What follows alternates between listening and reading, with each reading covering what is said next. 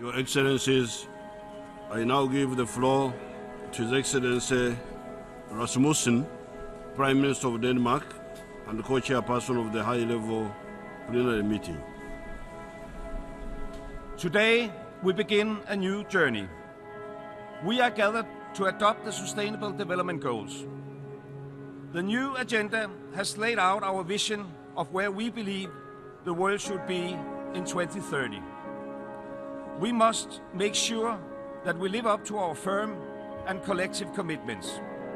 And Denmark, I can assure you, is ready to do its part.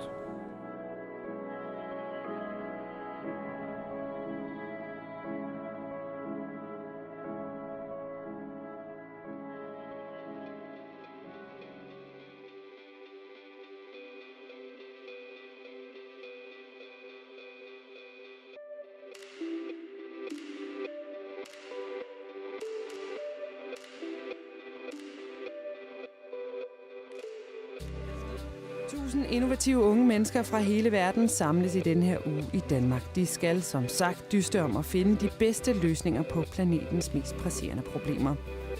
De er blevet nøje udvalgt ud fra deres innovative forståelse, deres idéer og erfaring.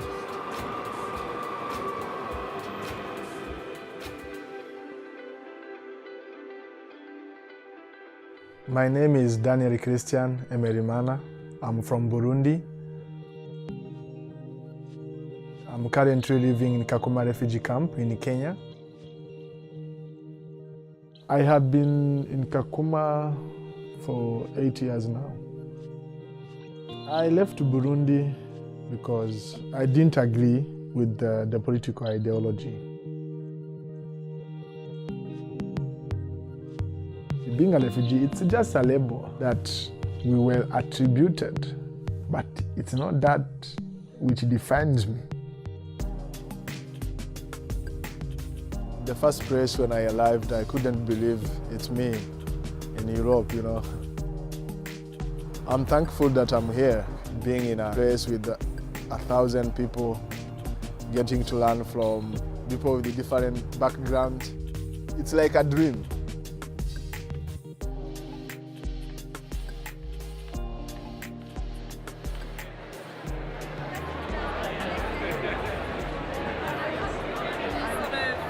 What is your background? Entrepreneurship.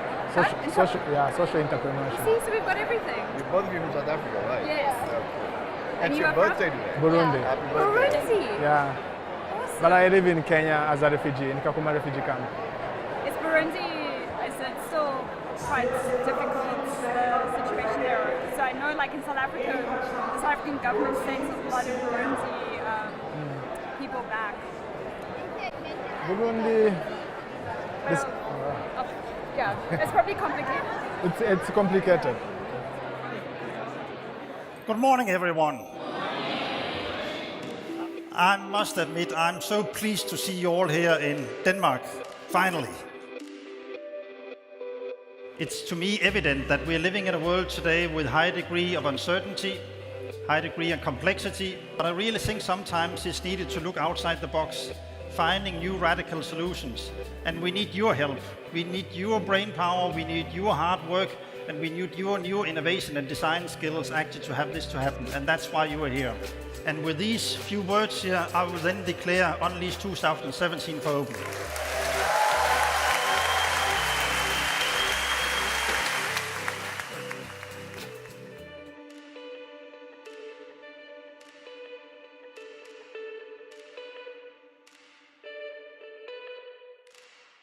Lige nu der er de mange unge i Danmark til den første konference nogensinde, og 100 af de her 1000 unge, de bor altså lige nu på Ore Højskole. Velkommen til Jasper Gramgaard Mortensen og Katrine Friis. I kommer begge to fra Ore og har altså med det her Unleash at gøre. Jasper, hvorfor skal verden reddes ved hjælp af unge idémagere? Det er jo de unge, der er fremtiden, og uanset hvordan vi vender og drejer det, så bliver det dem, der kommer til at præge de næste mange år for os. Og så skal man lige, som du siger, med de her 1000 unge mennesker. Det er altså 1000 unge mennesker fra 129 lande i verden. Der er 193 godkendte stater i verden, og lige nu befinder 129 af de stater sig i Danmark. Det er helt unikt, og det er første gang, det sker. Og at vi kan gøre det på en højskole, på højskolerne i Danmark, det er en helt fantastisk chance. Vi har en ung mand, Daniel, som er fra Burundi, har opholdt sig de sidste 8 år i en flygtningelejr i Kenya og er nu taget hertil. Vi har advokater, vi har ingeniører, vi har designere, arkitekter, socialarbejdere.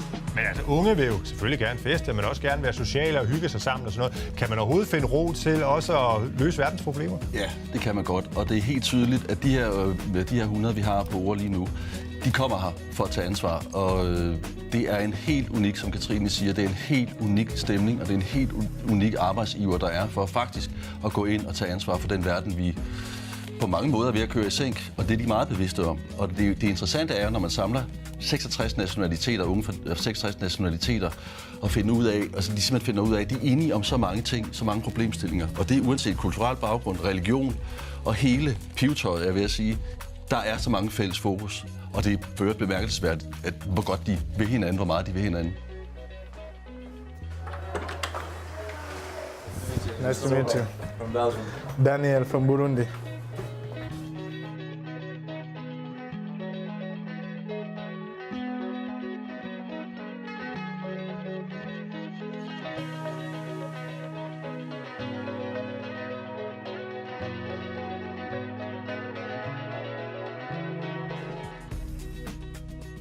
The problems we're looking at, especially when we look at SDGs targets, they are very specific. They're really like we have specific numbers and percentages. So for us to actually make the bigger impact on the SDGs, we really need to nail this innovation process, as in getting the problem right, going to the very, very, very essence of it, breaking it down into pieces and understanding who your user is, what's their needs and their insights.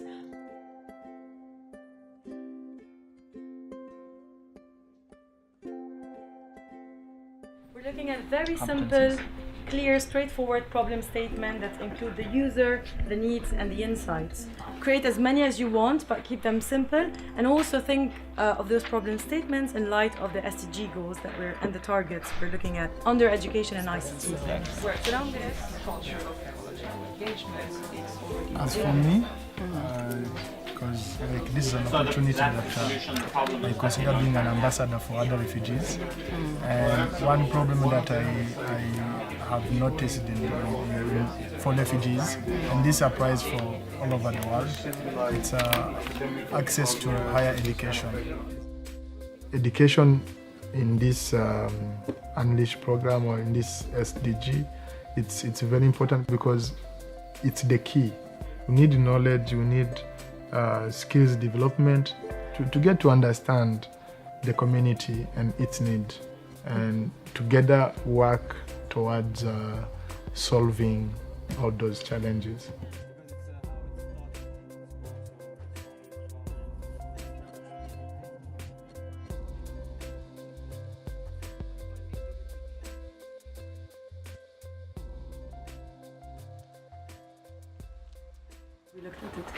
So let's look at the refugee uni one. It's around, specifically, he talked about access to higher education for refugees. Yeah. So what Daniel was suggesting is actually, you're not here looking at sending 5 people to university or 100. Is teaching them remotely.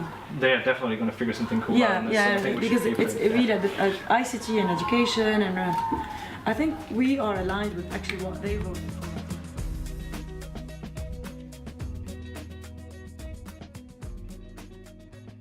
Project. What we have to do now is you guys have to decide on what do you want to work on. You can walk around and take a look at what the different names are and ask us questions if you have any. You have 2 priorities. You have to put out your first priority and your second priority on the projects you want to work on, right? We need to empower refugees. Absolutely. Empower refugees. Yeah. And empower refugees. Again. I like the issue of access, but there's still so many question marks that I'm not understanding around the concept of higher education. Can we establish a university in a refugee camp? That's my question. Do we have the a resources? university does it have to be a university for them to learn? It doesn't have to be one. Exactly. So For example, like in Kakuma refugee camp, Yeah. they have access to primary education and secondary education. But again, even those little who complete secondary school don't get access to higher education. Because I'm also kind of thinking on the terms of like also displaced communities, like what's happening now, people migrating from North Africa and some places to Europe and stuff like that. Our host countries, they think that we have nothing to offer in terms of development of those countries, due to the fact that during the camp they spent like 10 years without going to school or even getting any other kinds of opportunity. So they found themselves in a situation whereby it's hard to cope up with the situation they found themselves in. Okay. Let me chew on that. Let me chew on what you told me. chew on it. Think about it deeply. Yeah, but I was just thinking which is right. And for which group is this? Exactly. And option one is ICT for refugees. What? Project 5. Project 5, yeah. Past project is 5. Refugee one, yeah. Yes. And then Project 5 as my priority. Yeah. let's go. Who is the last person? All right. So after getting a bit of context and actually also reflecting on the people that I've worked with, I definitely think that this group of people is more willing and able to work harder, and given the opportunities that everyone else has, I think it's all about equality, and SDGs will definitely flourish if we consider other marginalized communities. So yeah, I was convinced.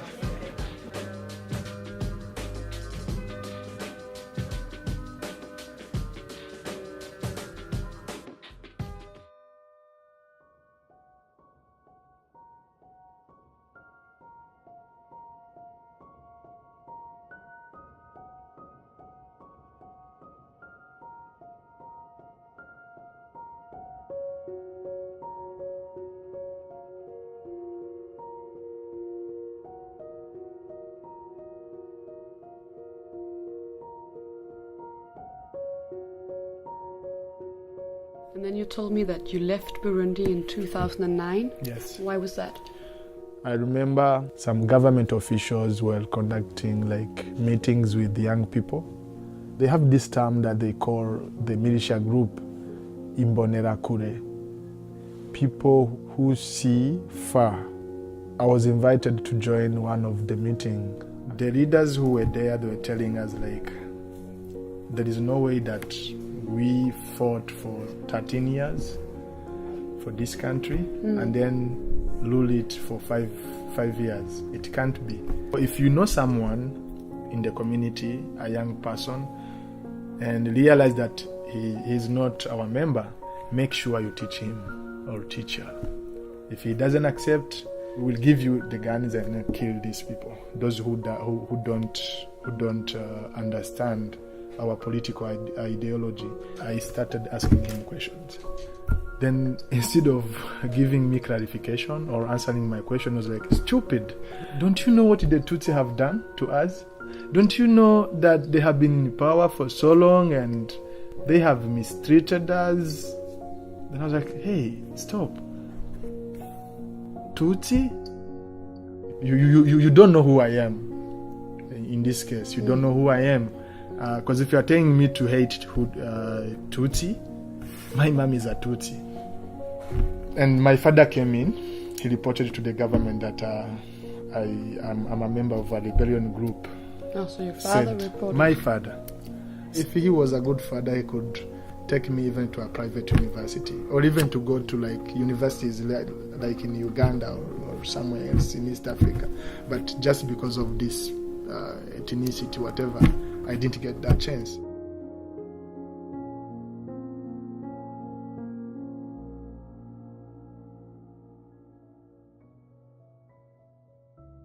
And now you're here and you only have 4 days to work with all the different ideas. So what do you hope to achieve during these days? My bigger vision is to make sure that a young person have skills to be able to solve his own problems and as well the problems of the community. Education for refugees It helps them to be more self-dependent, to encourage people to be who they want to be. So we have our 3 ideas, right? And our focus ID also. So we are the guys who've been working on the refugee solution for education and ICT. So we are narrowing down on 3 ideas that we want to work on, but the very first one that we are thinking of as a solution is creating a hub space, so like an innovation hub within the camps. So it can be a place where, you know, we have a computer center and we have different courses that are offered within the hub, but also have another layer within the hub that is a showroom for the refugees to showcase all of their different talents. There's so many components of building this hub. If you look at connectivity, yes, we are looking at community networks. We need to bring in probably the internet society, bring in different people, and that might, you know, take time and resources. Let's think about this as we go through. Okay, let's just work on this. Okay. We can tell them we choose one, blah, blah, blah. Background, needs, value proposition. Must be real example from real users. Oh wow, let me we have a real example. It's there. Who are the users? Daniel. Who is the customer? Daniel. You can't be serious. My country is heading to a place whereby I don't know who will come to rescue the essence of humanity among citizens. My wish is that we as young Africans will realize that politics is not our game. We can focus much more on serving our communities, such as what if we engage ourselves into doing something that can generate income to us instead of accepting to be left vulnerable.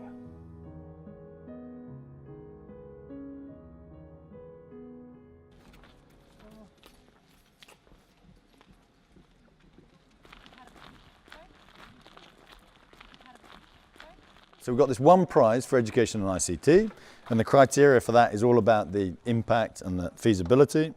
The eyes are all on the submission tomorrow night, but today is obviously a seminal day. We've really got to lock down exactly what that solution is. Yeah? View the marketplace this afternoon as an opportunity to refine the ideas, test the ideas in front of people, get feedback.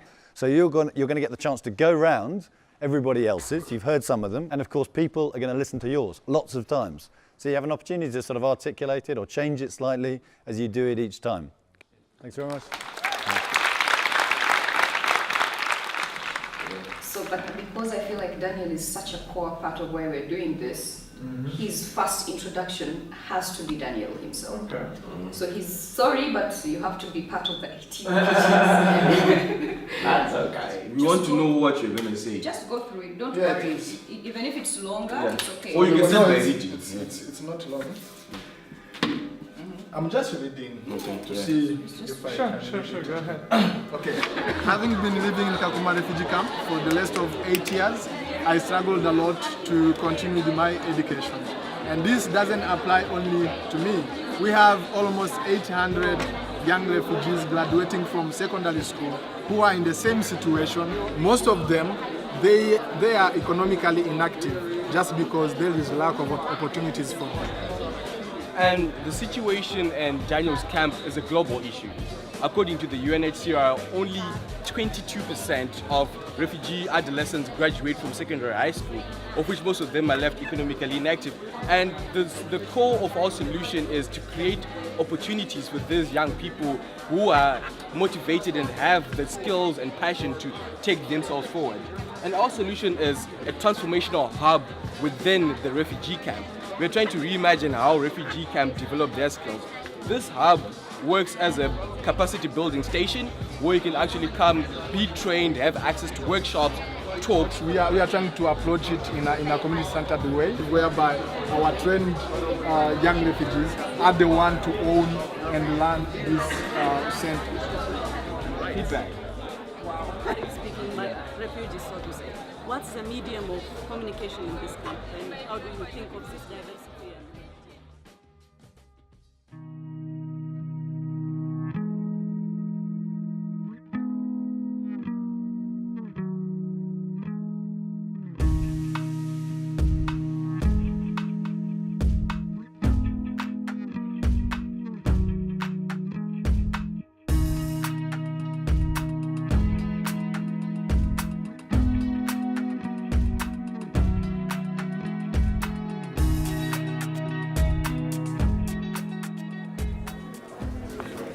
Okay, we're gonna get started.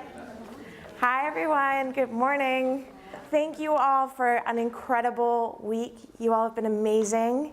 I am very excited to hear everyone's pitches. Your pitch is 3 minutes. You'll then, as a group, have 3 minutes to vote on that team across a couple of different criteria. Thank you all for all of the incredible work. And with that, Team 19. Performance in the workplace guides women through simple questions. It's many years. So we're leveraging the innovation labs that are happening across the world. In moving forward in her economic life, she gets her friends and neighbors. And let's change the world, every child at a time.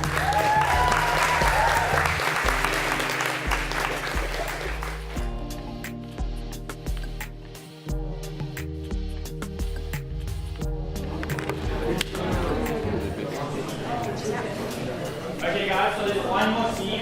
This is the last team. My name is Daniel. I'm a refugee. At the age of 21, I found myself in Kakuma refugee camp, a locked place with very limited access to opportunities. Having been living in Kakuma for the past 8 years, I witnessed a huge number of young refugees who graduated from secondary school and have no access to education. As Hub Untu, we are focusing on creating opportunities for these people, ladies and gentlemen, by simply creating an innovation hub within the refugee camp, which focuses on building personal capacity of the people within this refugee camp. We are also focusing on ICT training for these people, and most importantly, a showroom. And we are looking to use co-seller content by creating a community network that allows our participants to have access to the resources without the use of internet, to ensure that a young refugee can have access to those online available courses. How are we going to unleash the potential in these refugee communities? We need that. Thank you.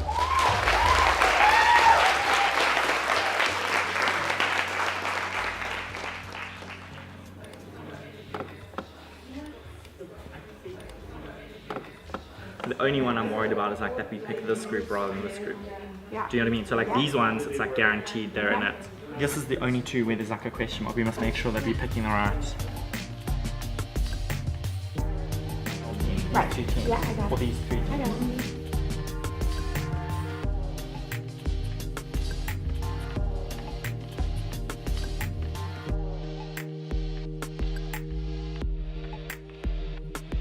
So now I will share the teams. Okay, you ready? So, first team is Team 23, Team 20, Team 27. The next is Team 26, Team 35. And the sixth team is Team 37.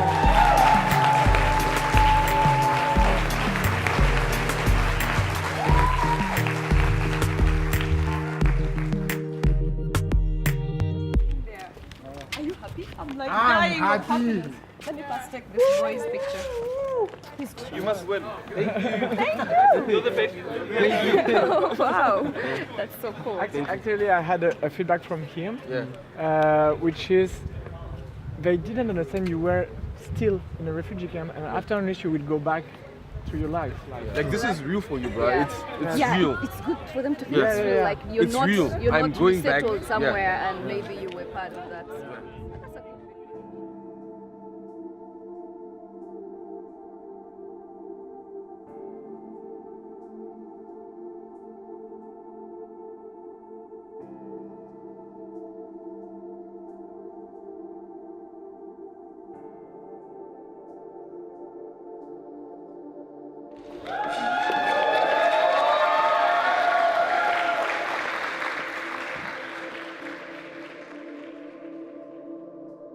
My name is Daniel. I'm a refugee. And within 2 days, I'll be going back to Kakuma refugee camp.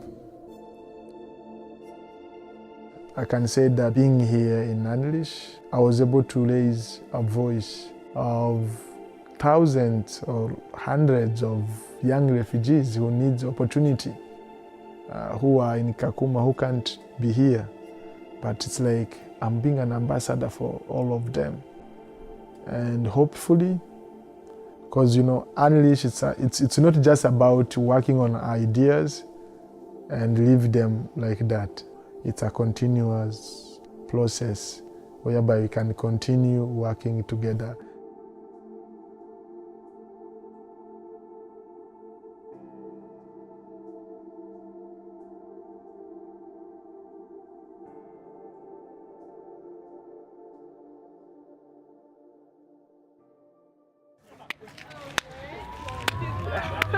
Well done, guys. Well done. Having worked with you the way you work, it's an Yes. assurance that change is possible. Yes, Yeah. Especially for young Africans who are facing a Motivated, lot. yeah. And together we can. Yeah. Ubuntu, I know. never die. We're together now. Forever, yeah? Yes. Woo! Thank you, guys. Yeah, so we'll proceed to the Dragon's Den and...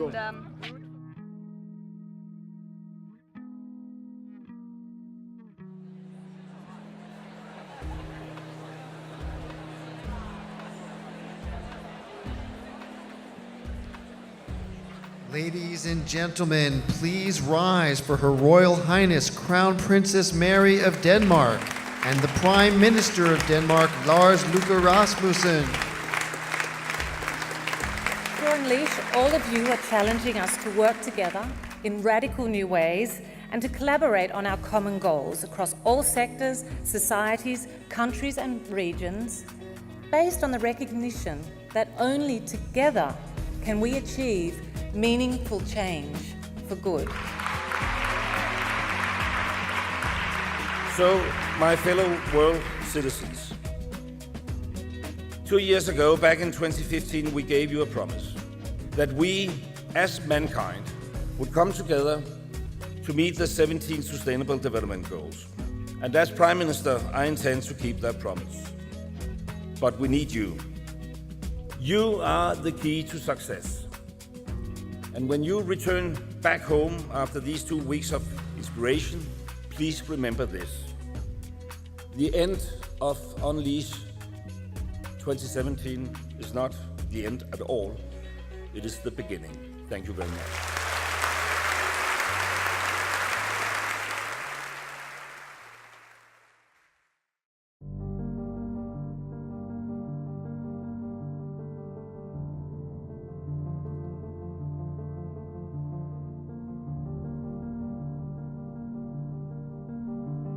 As a person, as a social entrepreneur, you learn to try and fail and try again and fail and try again. So I believe in trying even when I fail. I believe in continuing trying. But I have so much confidence that we will do our best because, I'm a refugee, but the most surprising thing is that every team member have taken it and own it. So there is this ownership among the team members. So, and that makes it like a motivation that we are heading somewhere. And from what I can say right now, I think we are on the right path. So we are trying our best. It requires a lot, especially to get people who can believe in what I'm doing and get the support. And I will continue trying hard.